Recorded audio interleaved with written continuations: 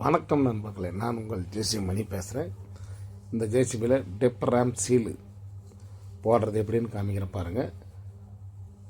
க்ளீனாக tipper RAM வெளியே அவுத்துட்டு வெளியே எடுத்து அதை க்ளீன் பண்ணிவிட்டு உள்ள சீல் எப்படி போடணுன்றது க்ளீனாக காமிக்கிற பாருங்கள். கரைச்சி மட்டும் பாருங்கள், அப்போ தான் உங்களுக்கு க்ளீனாக புரியும். ஒரு ஷேர் பண்ணுங்கள், லைக் பண்ணுங்கள், சப்ஸ்கிரைப் பண்ணுங்கள்.